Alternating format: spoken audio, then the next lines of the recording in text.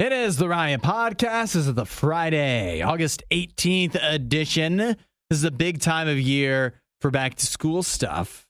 And so today you'll hear about Isaiah and I's first weeks at college, how we spent them.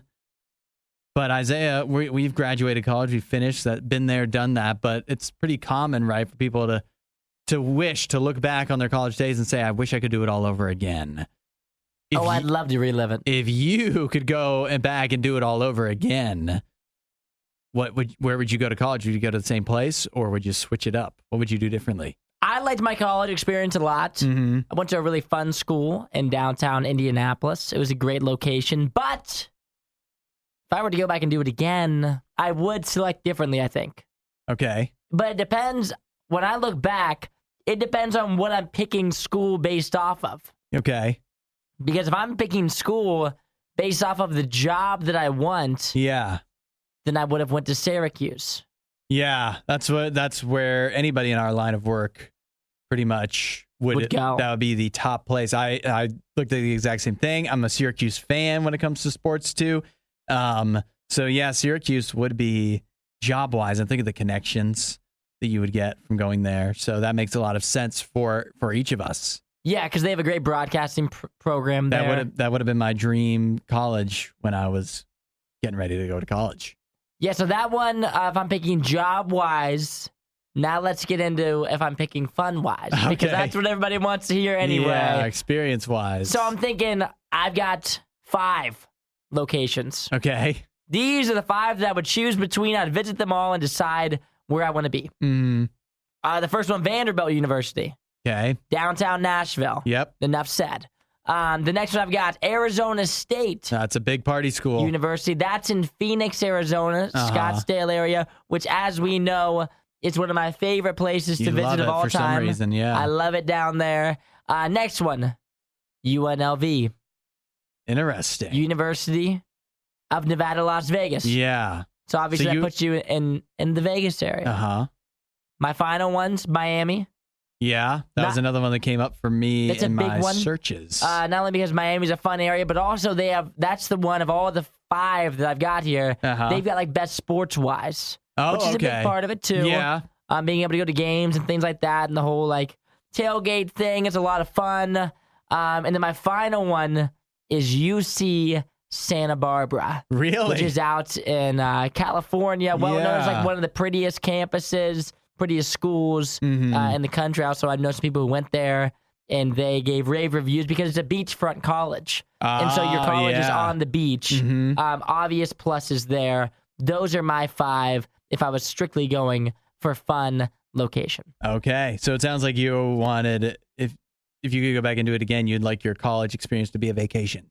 Precisely, is what I'm hearing. Because I was in downtown Indianapolis, which was fun. There was tons to do. I can't imagine going to a school that wasn't in a city at this point. And so if I was going to go back, I would just go to a bigger city. I do feel if you go to a school that's in like a college town, I feel like I'd get so isolated, you know? But yeah. I also think you can have a lot of either like your college experience it's kind of based off of you. And if you have friends there, if you are good at making friends, either you're going to have fun or you're not going to not, and it doesn't matter where you go. Exactly. For me, Miami also came up because obviously great location, and they also that would be a mix because supposedly, I didn't even know this, but they have a pretty good broadcast journalism program. So nice. That'd be nice. I also learned that about South Carolina, the University of South Carolina, which seems like that'd be a fun place to go as well. SC. Yeah. And then this other one, this is off the board, but talking about pretty campuses, I know some people who went to Coastal Carolina. Oh, yeah, it's a big one. And they seem to enjoy that, although I don't know how much it helped them in life, but I think that'd be a fun choice as well, just based off of the people I know that went there. Yeah, it makes sense. I've heard that one a lot too. As and being the a locale. Pretty, location and a really pretty campus. I knew one girl played softball there, and she raved about Coastal Carolina. Yeah, they're they're up and coming. I would say, in the sports arena, anyways. So there you go. If we had to do it all over again. If we did have to do it all over again, and where would we be where would you be if you went to UC Santa Barbara now? I have no idea. I wouldn't be here probably. That's tough to say. I'd be somewhere else probably on a completely different path. If I went to Syracuse, I'd probably be like hosting the Emmys. Who knows? latest The Riot podcast. Add a little riot to your Instagram feed. Follow at RadioU Official. The Riot. Radio U. You know, we've talked a few times recently on the show about people behaving badly at international landmarks. Yeah. Yesterday we did the fountain thing. It's been in Europe. We talked a while ago about the person carving stuff into the Colosseum. Well, now we have a couple of offenders, and they come from within our own ranks. They're radio show hosts? No, I don't know that, but they're Americans. But that doesn't mean that they're like us. Well, why do you say that? You can't just group people like that. Yeah, we're all in this together, all of us No, Americans. that's not how this works. We're on the same team. We need to stand united. It's in the name of the country. We need that. We need to be united. These Americans that we must take responsibility for, a couple of American tourists were found sleeping on the Eiffel Tower earlier this week. The famous. What's that, against the law? To sleep somewhere? Apparently. Well, they did asleep? They did it overnight. And so that is the problem, that they entered the Eiffel Tower at some point on Monday night and fell asleep up there between the second and third levels. They somehow were missed by security when they were closing everything down for the night. And then when they were about to open everything up on Tuesday morning is when security guards found and roused the men early on Tuesday morning because they were somewhere where they shouldn't have been. The Eiffel Tower overnight. Apparently they hopped a barrier into an area closed off to the public where they became trapped and could not get out. They got trapped. Apparently they say they were sleeping off a big night of drinking, it seems. So they just maybe a little less inhibited than normal after they had partaken in some beverages. And then that leads them to veering off where they're not supposed to go. And then, after a big night of drinking, you're going to have a big night of sleeping too. So how much of this is actually their fault, do you think? Well, if they hopped a barrier, that's their fault, right? Yeah, I think that is their fault. Who else is to blame? But also they were like trapped down there. Not a very safe environment. Like you would think that security would like do a round to make sure nobody's in there. Apparently they did, and they missed them. Yeah, which I don't know if that's worse than them just not doing a round. Yeah, how'd you miss them? Like I assume maybe they already had fallen asleep by then. Maybe. By the time they'd went around, they'd just given up and said, no one's going to find us. We might as well just hit the hay now. You know how it is that the security guards, they probably done these rounds who knows how many times, and not a single once has there been a person in a cordoned off area that they're not supposed to go into. So they're just skipping along. Yeah, they're probably just looking at their phones the whole time or something. So I don't know if you can blame them. I do think it's ridiculous. Why do they have to send firefighters and a specialist unit for recovering people from dangerous heights? Couldn't they just hey, get back over here. Here, we'll open up the gate. They must have really been trapped. Yeah. They must have been in an area they just couldn't escape. Which means if they were in a dangerous area, they must have been real drunk to fall asleep up there. I think you got to take it easy on these guys. Sleeping is not a crime. You know? Yeah, and getting stuck. I mean, yes, yet again, they did cross into an area that they're not allowed, but they were trapped. Yeah. It wasn't like they jumped over and decided to hide out and stay the whole night, which would be weird anyway. Yeah. They jumped over. That'd be real romantic if that's what it was. But I think let's take it easy on these guys. And I'm not just saying that because they're American. Find more Riot content online. Riot.radiou.com. We are in the midst of useless knowledge. 8772 Radio U. Now to America's host with your question of the day. What is the name of the man who made the fajita famous? In 1969, it is National Fajita Day. He made the first recorded sale in his concession booth in Kyle, Texas. Philip texted in. He came up with the name Fajita Joe. Unfortunately, that is incorrect, but that was a good effort, though. Yeah, nice try. Nice try. So you say this name is widely known. Widely known. Widely known. It's a heck of a name. And I can only imagine that it would be widely known because there must be a restaurant with this person's namesake. Wow. Interesting thinking. Is my thought process. It just makes sense. So and then what kind of restaurants are named after a person that might sell fajitas? And so I'm going to go with Greg Appleby. Unfortunately, that was incorrect. But what I was looking for was the name Sonny Falcon. Wow, that is an epic name. I told you it's an epic name. Sonny Falcon made the first recorded sale of fajitas in 1969. And he does not have restaurants named after him, at least not nationally known, I would say. No, I think he just stuck to the concession booth. Yeah, he didn't. That was more of his style. He didn't turn his fajita success into any other bigger restaurant chain ventures. Okay. Unfortunately not. But let's get into some rapid fire fajita trivia. When were fajitas thought to be first created? Probably like 1847. Just back in 1930. So not too long ago. I got it. What popular fast food chain attempted their own chicken fajita back in 1991? Well, that's got to be Taco Bell.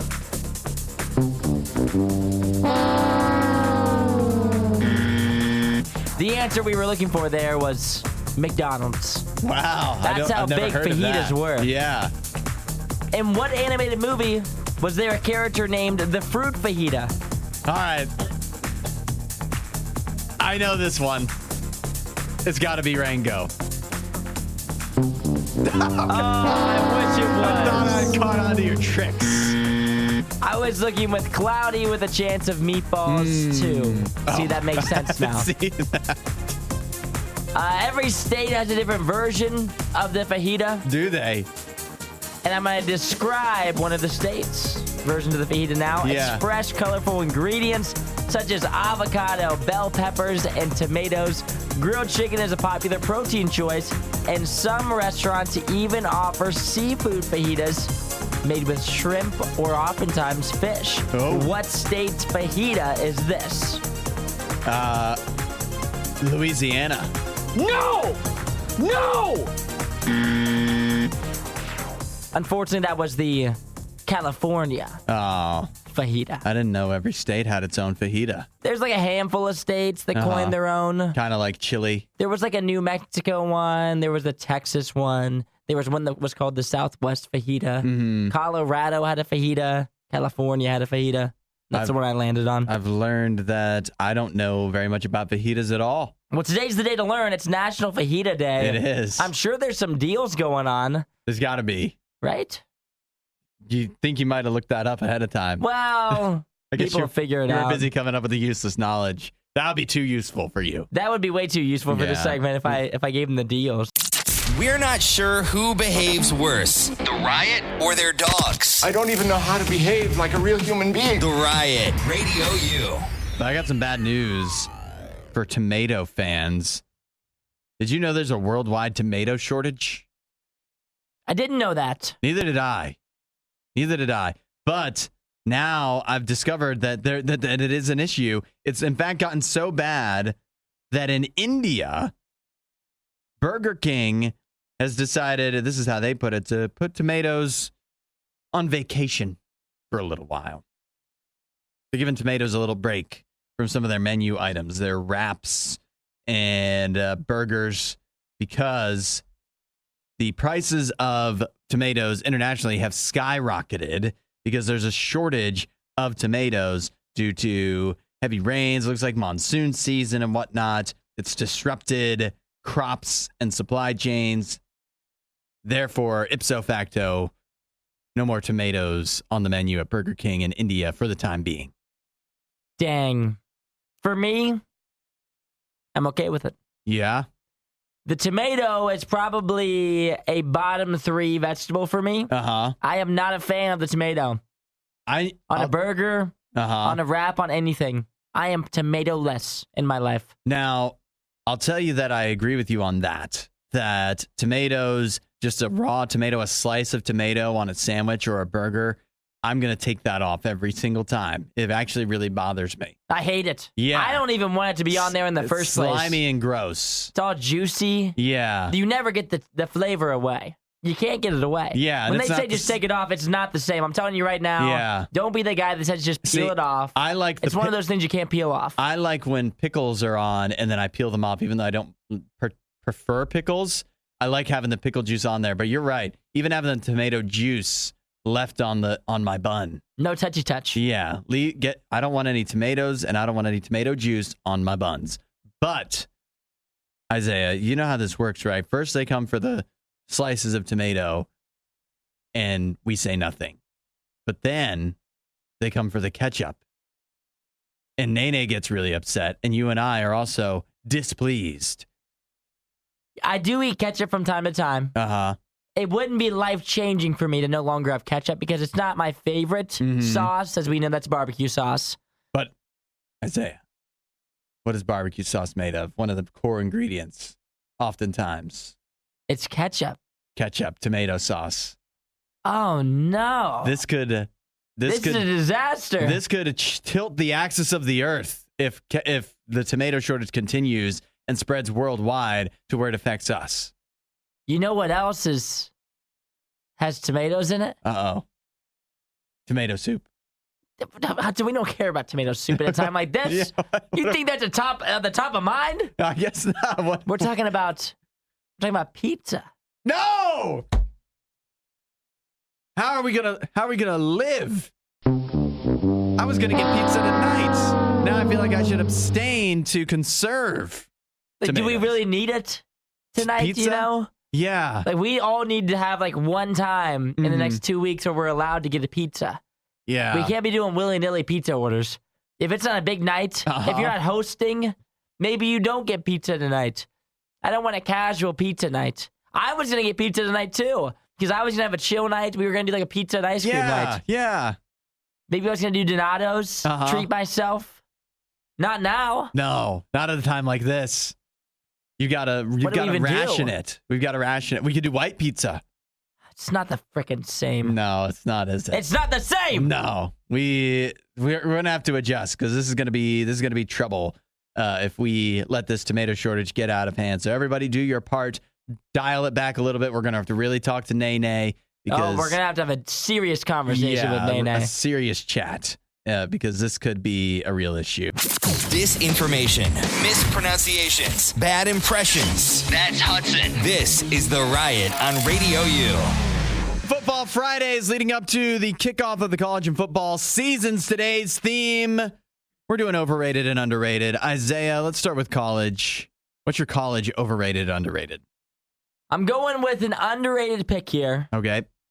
And I'm going with Utah. Oh, you think Utah's going to have a big season? They come into the season ranked number 14, and the only reason that they're not ranked in the top 10 after their strong finish to last year where they knocked out USC from any playoff contention when they beat them in the Pac-12 title game, the only reason they're not ranked top 10 right now is because their quarterback from last year, Cameron Rising, who hasn't gotten a lot of talk but was really strong at the end of last season. QB. Yeah, he was a good quarterback. Tore his ACL in their bowl game, and so he's uncertain to play in week 1, but he'll for sure be returning somewhere between week 3 and week 4. And so that's the only reason they're not ranked top 10. If he was back for week 1, they'd take on Florida in week 1. They'd be a top 10 team. If they can get through those first couple weeks unscathed, I mean, they're going for their 3rd straight Pac-12 title in a row. There's no reason they shouldn't be ranked anywhere between 10, 9, 8, or 7, where Washington, Clemson, Florida State are, just because they're one of those teams that was a sneaky pick last year to make it in the college football playoff. The year before that, they played against Ohio State in the Rose Bowl. The past couple seasons, they've been super solid. There's no reason for them to be ranked so low other than the quarterback struggle. So I think if they can yet again come through the first couple weeks of the season with some wins, there's no reason once Cameron Rising returns, they won't be able to put a bunch of wins together. They're pretty much USC's only real competition outside of Washington. I don't know about that. I think the top of the Pac-12 will be better this year. But Utah, I like that pick. I always like Utah because they're well coached. Kyle Whittingham knows what he's doing. My college is also underrated. I think everybody's ignoring Wisconsin. Wisconsin. I think Wisconsin could be trouble. Everybody knows them as being a slow team, right? You know, they grind it down, good defense. But now that Luke Fickell's in town, obviously he had a lot of success at Cincinnati, brought in a lot of transfer portal talent. They have a real quarterback. I think they could scare a few folks, especially, you know, their regular season schedule. What do they go, like 10-2, something like that, 9-3? But they should be able to make the Big Ten championship game. And then whoever they play there, Penn State, Michigan, Ohio State, that they're going to be a real game for them, which is not as it's always been. Yeah, they've been a solid program over the past couple of years, so I could see Wisconsin bouncing back. It was only a matter of time for them before they turned it back around. Yeah, let's do NFL. Who you got? So I've got an overrated pick, and when I say this team's overrated, I'm not saying they're not going to make the playoffs. I'm not saying they're not going to be good, but everyone has them seeded as like a 1 or 2 team in the NFC. I mean, they're like the runaway favorites in their division, apparently, even though I don't think they should be. I've been kind of down on this team a lot as of late, and it's based solely off of quarterback play because I have no faith in their quarterback. The rest of their team, very good. Their defense may be the best one in the league, but their quarterback, Brock Purdy, for the San Francisco 49ers, I just have no faith. I have no faith. I mean, yes, he had a good end of last season. He had a good final 6 games, but at the end of the day, he was the last draft pick in the entire draft of last year. There's a reason that he was picked in the 7th round. He played good last year, but upside, redeeming qualities, he has none. Like, what is he bringing to the table that any quarterback couldn't bring to the table? He's undersized, arm strength, injured mobility. arm, yeah. Like, overall, he's not someone that you would look at and say, starting quarterback in the NFL. There's a reason for that. I think that he regresses this year. Putting together 17 games is very different than playing the final 6 games of a season where they have no film on you. They have no idea who you are. I think coming in this year, it's going to be a little bit of regression for the 49ers, but the rest of their team is so good. I think they can still make the playoffs, but they're not going to be the powerhouse they were last year. Yeah, well, I like to hear you say that because I hate the 49ers. I know you do. My last one, I'm not going a team. I'm going an individual that's overrated in the NFL, Sean Payton. Sean Payton. Yeah. I don't know. Maybe he's not overrated because I don't feel like too many people are excited about the Broncos this year, but I think that's more because everybody started dumping on Russell Wilson appropriately. But Sean Payton, what is he? You know, everybody turned on Bill Belichick now that he's had a few years without Tom Brady because he hasn't had as much success. He still made the playoffs once, and he had way more success with Tom Brady than Sean Payton has had with Drew Brees. And without Drew Brees, Sean Payton has done a whole lot of nothing. So hey, he made Taysom Hill look pretty decent. I guess so. they still went, what did they go, 9-8 in his last season in New Orleans? So, and that was with Jameis Winston. I think Russell Wilson at this point is closer to Jameis Winston than he is Drew Brees. So I don't exactly have high hopes for Sean Payton and the Broncos. Disinformation, mispronunciations, bad impressions. That's Hudson. This is The Riot on Radio U. You know, the Women's World Cup, it's about to come to a close. I think a lot of people have tuned out now that the United States no longer involved, but the finals coming up this weekend. You've got England taking on Spain, and I love this. England, I don't know if you know, they just beat Australia, one of the host nations for the Women's World Cup, in the semifinals. And as a response, after Australia got knocked out by England, Australian fans are flooding Big Ben, you know, the clock. They're just leaving all kinds of negative reviews for Big Ben as payback. Getting back at him. Yeah. But this is super petty. Yeah, it's so petty. Wildly petty. It's so petty. But what do you think? Is it problematic that Australians have come together as a nation and saying, let's get them. Let's leave negative reviews for Big Ben? Like, I don't think this is... No one's ever looked at the Statue of Liberty and been like, let's just see what the reviews are. Yeah. Let's see what people are saying. Like, it's just one of those things that you just go to. Like, if the Statue of Liberty had 1-star reviews, people that went to New York would still go and see it. Yeah. Yeah, no, this isn't going to stop people from going to Big Ben. I think it's just funny. Yeah. It's all in good fun. It is. I don't mind it because it doesn't hurt anybody, but at the same time, try to picture this. Try to picture the United States getting knocked out of something and us all gathering together, enough people in this country to make waves by leaving negative reviews on another country's landmark. I think maybe this is the new wave. I think this is what we should start doing. This is how we do it? Because this is like a good and fun thing, you know?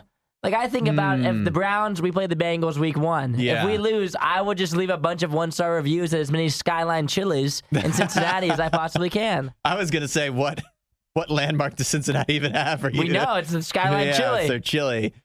Yeah, I think pretty that's good. the new thing. I kind of like that too. You like that? Yeah. What could I do? Like if the Browns beat you, then you can just leave a bunch of 1-stars at the Cleveland Rock and Roll Hall of Fame. Yeah, this could be a new thing, but yeah, and all these landmarks. Again, you're right. It's not like people are checking out the reviews, and I think you'll probably be able to tell too, right? If you see a bunch of 1-star reviews for some landmark, they'll probably all say, have stuff that doesn't even relate to going to it anyways. So I think you can filter it out. The 49ers beat you. That means that you give a bunch of 1-star reviews at the bridge. They've got a bridge out there, don't they? Yeah, the Golden Gate Bridge. The Golden Gate Bridge. Even though the 49ers don't even play in San Francisco, so you could leave a bunch of negative review for something in Santa Clara. I don't know what that would be. Yeah, we're going to do the Golden Gate Bridge, I think. Yeah, I think that's fair. That's fair. I like this. I think it's a good trend. I think it allows you to get some anger out and also not actually, burn things down to the ground or anything like that. There's nothing better than leaving a bad review. It feels so good, doesn't it? It's so satisfying. It's like when you write out a letter, that you're supposed to send to someone that you're really mad at, and then you don't send it. Yeah. But a bad review, you can just send. You can press send. You know what's the worst, though?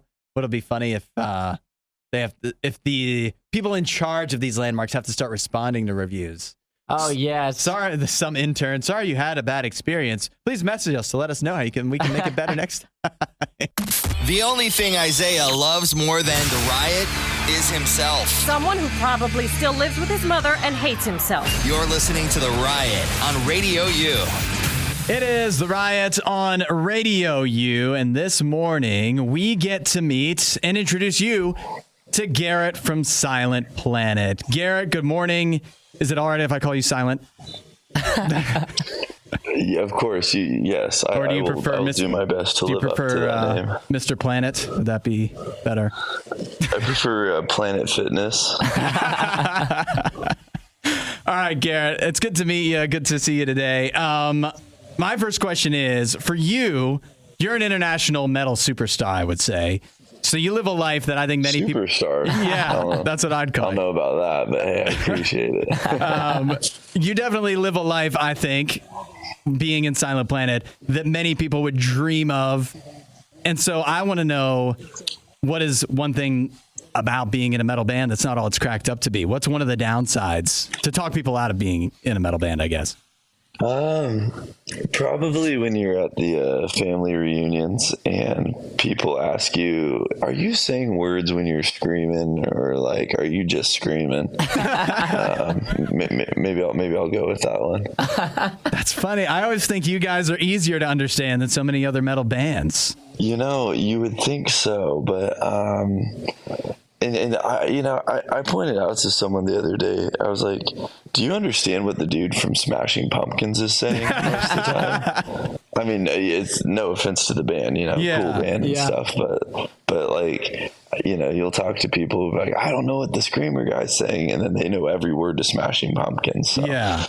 I'll never be able to figure that one out. I think when you do family reunions, you should do some side by sides. It's like, you think I'm hard to understand, and then just start playing some Impending Doom or something. And this is hard to understand. Yeah, show them some real death metal. Yeah, that'll show them. Yeah, we love that. We love that. All right, Garrett. So for a lot of the people here at Radio U, they've been hearing you guys for a while. But for anyone that's listening right now that hasn't heard you guys before, what is one song that you would encourage them to go listen to that's either a personal favorite of yours, or you feel really sums up Silent Planet as a whole? We always try new things with new releases, and I suppose maybe if people wanted to get a mix of everything, I would say a song called Trilogy that we put out a few years ago. But, we put out a song called Antimatter a few weeks ago, and I think that might come up at some point here. And we like that one too. If they wanted to go back a little bit further and get into some of our weirder stuff, maybe I'd say a song called Panic Room. Yes, we have that one here too. That's a classic. Let's talk about the new song Antimatter then. Do I understand this right, that Antimatter was kind of partially or maybe completely inspired by a bus accident you guys were in where you're out on tour? Yeah, definitely. Our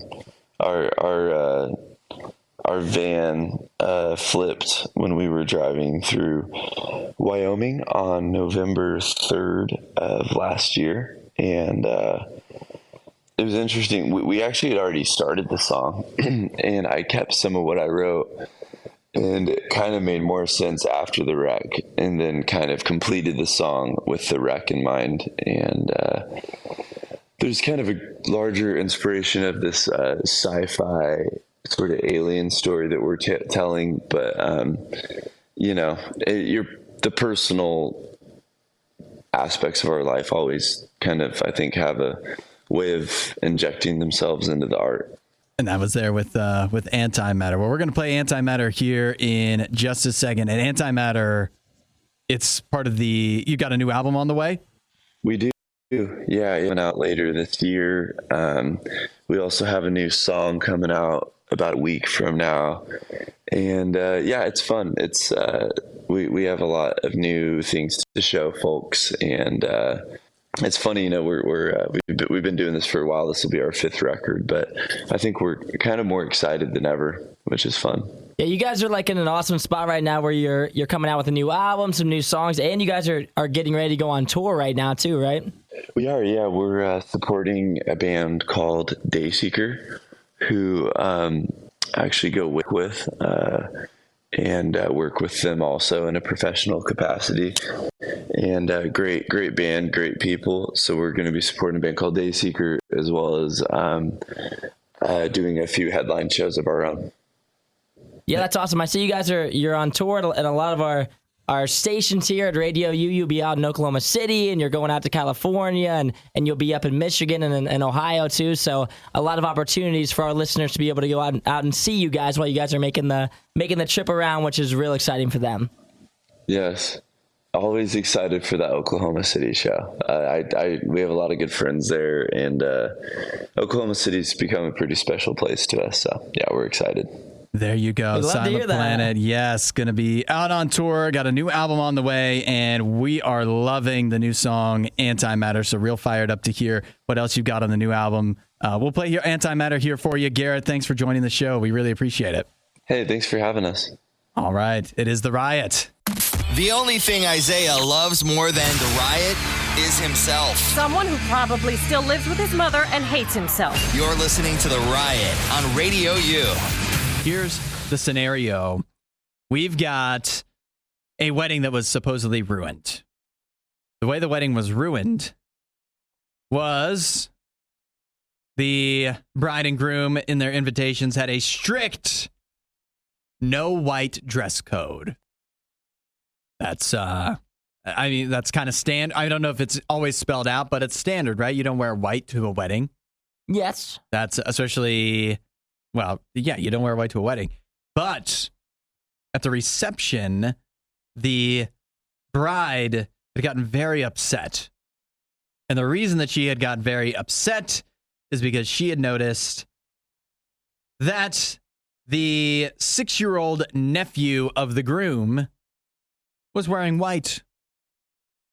The 6-year-old nephew did not adhere to the strict no white dress code, which I would have to imagine means his parents dressed him in something white. I don't think 6-year-olds are probably dressing themselves. And so she actually threatened to kick this 6-year-old out of the wedding entirely, out of this reception. Get out of here, kid. Try to horn in on my big day by wearing white. Don't you know that there's a strict no white dress code? Apparently, because this was the groom's nephew, and the wife, the now wife, was complaining. They're still married. She was complaining. He called her insecure and selfish. Well, that's kind of wild. On their big day, he had to pull that one out. Apparently, the nephew was wearing white jeans and a white bow tie. And that's too much, huh? Ooh. How cute must he have looked I bet he looked for it good. to be a problem? He must have been getting a lot of attention. Yeah, I guess so. I think, and if he's wearing a different shirt, he wasn't wearing a white shirt, Yeah. white bow tie, and white Yeah, no, pants. of course. He had white jeans on with a white bow tie, huh? So it sounds like That's what I'm hearing. I think, for me personally, I get the whole not wearing white thing. But isn't that more of like a girl's dress? Yeah, because you don't want to than a be guy? because you don't want somebody who's on the fringes of the wedding going, well, who's the one getting married now? Yeah, exactly. But for a guy, like when any guy goes to a wedding, Yeah. what color dress shirt do you wear? You're wearing a white dress shirt. You can wear white, yeah. I wore a white dress shirt to my brother's wedding. I was in the wedding. And what happens when we hit the dance floor? I take the gray jacket I had off. You got to take that off. I slip it off. Don't want it restricting your motion, your range of motion. I've got a white shirt on, like 75% of the men on the dance floor. Yep. In gray pants. So had this young kid, the 6-year-old, had he been wearing, instead of white jeans, like gray slacks or something, with a white dress shirt, there's no way nobody was wearing a white dress shirt at this, right? It's hard to picture. Hard to picture that. Since this is the go-to dress shirt, so I think that she's in the wrong. Yeah, but She's freaking out for no reason. he did call her insecure and selfish. But that was a bad move on his part.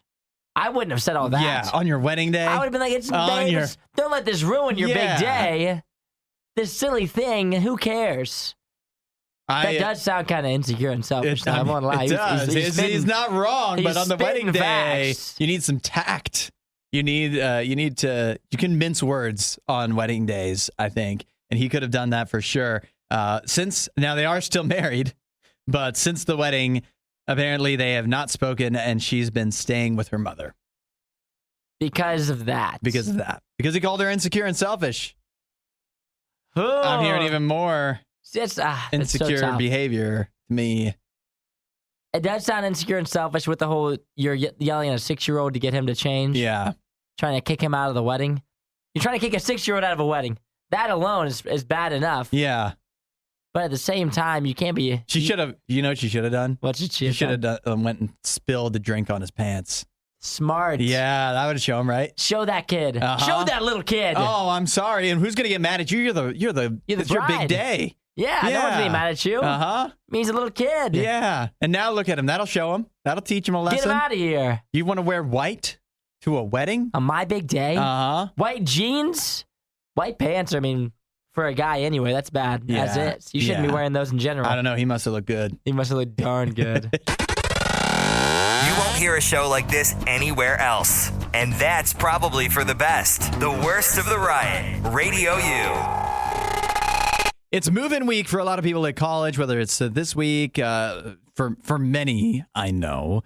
And I was trying to recollect what was it like moving into college. For me, I only did 1 year of college, so I only had one move-in week.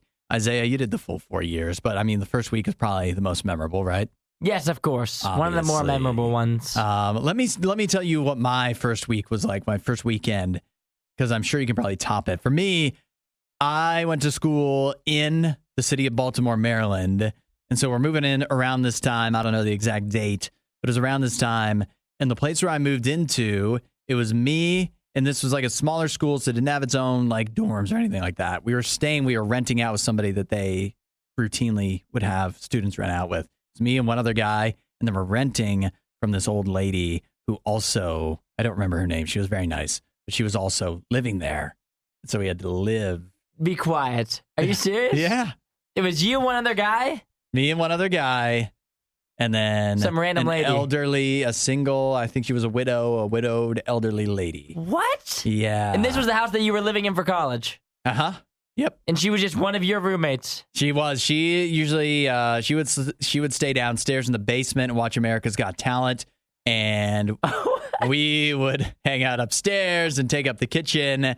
But here was What the a other college experience. So I should have went to Baltimore. That's one thing. That's one thing enough, right? So we moved in with her. We met her, real nice, whatever. But it was Baltimore this time of year, and there was no air conditioning. I also later learned there was no central heat either, but no air conditioning was a big issue at this time.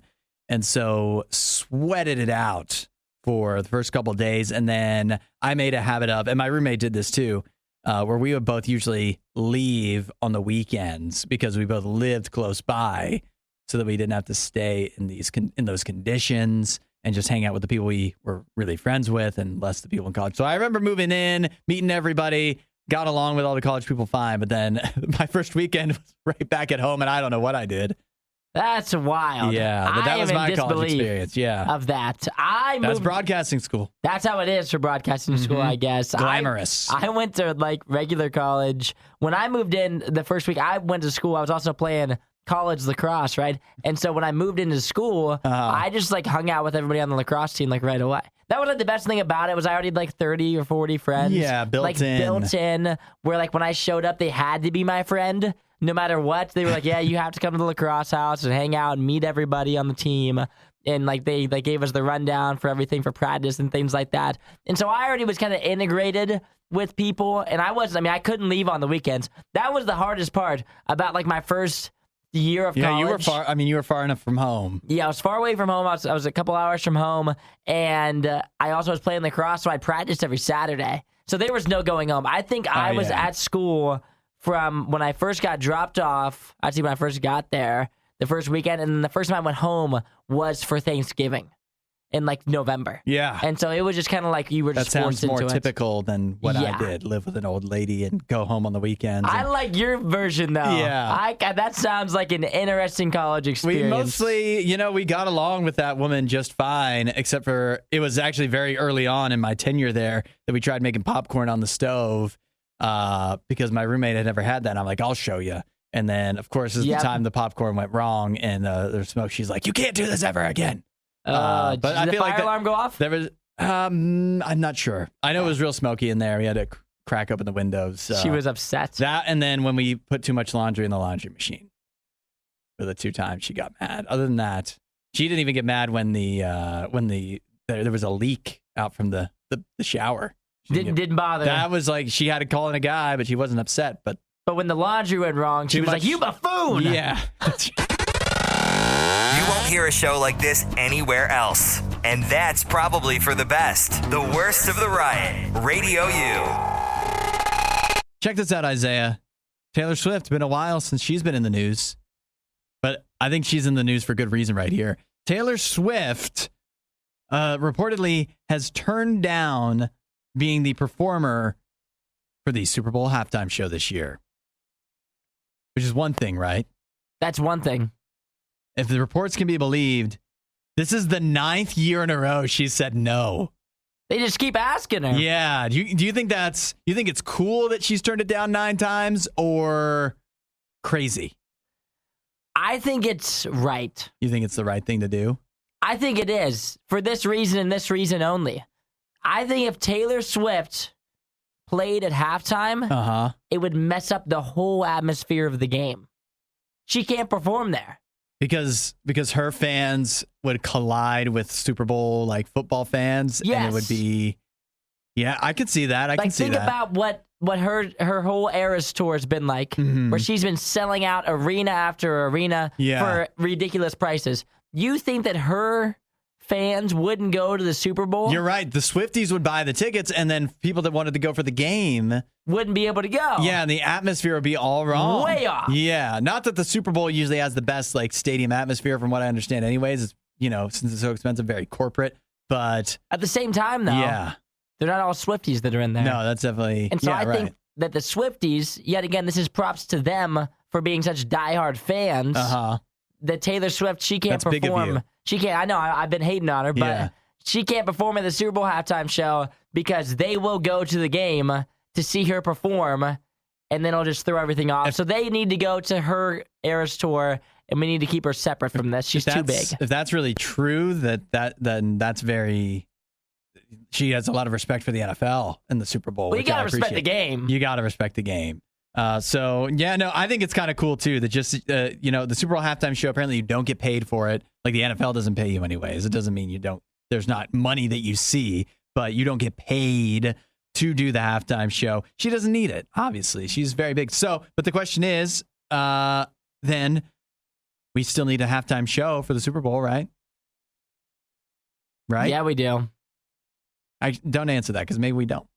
Maybe we don't need a halftime performance. But if we do, why don't you text in your thoughts on who you think should be the Super Bowl halftime act? And I'm open to anything. Let's get creative here. You know? Oh, I know. I think there's no wrong answer. So 8772 Radio U. Go ahead, text on in if you've got a good idea for who should be doing the Super Bowl halftime show this year, since Taylor Swift's not going to do it. And oh, by the way, Ed Sheeran also said he's not going to do it. Thank goodness. Darn it. Add a little riot to your Instagram feed. Follow at RadioU Official. The Riot. Radio U. Taylor Swift evidently has turned down the NFL's offer to do it for the 9th year in a row. So a few people getting in. Here's a good choice from D texting in saying Lecrae. Nene would like that. Nene be all over that. I'm with it. I like Lecrae too. I think he'd put on real high energy show. I think that'd be good. So that's a good option. Ashley texting in, clearly this is a joke, right, Ashley? The Wiggles. I mean, it wouldn't be the worst halftime show I think I'd ever seen. It could be nostalgic. It could be. And you know what? Very easy to sing along. Everybody would be up and moving for that one. Well, they'd be wiggling. Yeah, they would. Yeah, they would. Here's a good one from Michael. He said, Lacey Sturm. Okay. Good choice. All right. We just heard her. And this is another good option. What about NF for the halftime show? Make a little appearance. One of your faves. That'd be an intense halftime show. Yeah, I don't know. It'd feel like a little bit of a downer, wouldn't you think? I guess it kind of pump you up, maybe. It could. If your team's trailing at the end of the first half. And you could do motivated. Yeah. Yeah. That would spark some energy for your team. Some people texting in that just like kind of similar, a couple of years ago, they did the hip hop, the California, LA scene hip hop kind of medley. What if we did that with Radio U throwback artists? We could do that too. Reliant K, Switchfoot, Toby Mac all get out there. That would be a wild one. Let's see. I'm trying to think. Who would you pick? Yeah, I'm trying to think. I mean, 21 Pilots instantly jumps to mind. I think there's somebody that everyone's familiar with, at least in some way or another, and they put on a high energy show, so it wouldn't be like just somebody out there with a guitar strumming along. You know what I mean? So that could be fitting. You got any ideas? What about this, right? I'm going to go in a completely different way because you said there was no wrong answers and we get real creative, right? I have one like that too in a second. What's yours? What if we had there's an instrumental in the background, right? Okay. It's just an intense instrumental. Yeah. And then we have David Copperfield out there. Like a magician. A magician just going to work. And in the background, it's got the real intense magician music, the build up, and he does just a full performance. What do you think about that? Could that be more entertaining than maybe the dancers dancing around? If we get David Copperfield out there and he just levitates. Turn it into a real variety show. Wouldn't that be kind of wild? Aren't you surprised that's never happened? I guess with that, yeah, I know they used to have marching bands. They did used to do different stuff. I think there was elephants involved at some point. You go way back in the early days of the Super Bowl halftime show. I also have one that's kind of off the wall. And I think, I don't know, this would be tough in 2023. And I guess the next Super Bowl is 2024. What about if we had a comedian come out? A comedian? Yeah. Who doesn't love a comedian? That'd be an interesting one. To get some laughs in between, especially if your team was losing, it might maybe lighten the mood a little bit. You get Nate Bargatze out there or something like that. Interesting. You're going comedian. I think that could appeal to everybody. He cracks on the teams. Yeah. But it needs to be That'd be tough for a tough crowd for a comedian. They have to be they got to be moving though. You think? It has to. I think it needs to be it's got to be upbeat. I don't know. I think just getting everybody laughing would accomplish the same goal as getting think about watching doing something high energy. Watching the Super Bowl and then I don't know. It's so intense, and then Yeah. everybody just sits down and they're watching stand-up. Let's all have a laugh. I don't know if that runs as well. Rachel texted and she says red would be a good answer. Just one in the battle of the bus. The clear answer. Yeah. I like it. I think, I think the majority of Radio U artists, there's probably some that are a little too intense for a nationwide audience to be able to handle, a worldwide audience. But I think a lot of Radio U artists could fit the bill, I think. Yeah, Robbie texted in. He also said Lacey Sturm. Suzanne texted in. She said, just turn on the radio. Have no idea what you're talking about, but I am in full support of David Copperfield with an orchestra behind him. Yes, an orchestra. That's what I'm thinking. Something behind him. A live orchestra, not just a soundtrack. Yes. I like the way you're thinking. Yet again, none of these ideas. I've seen much worse Super Bowl halftime shows than everything we've mentioned. Yeah. That's enough of that. For more Riot content, head to riot.radiou.com.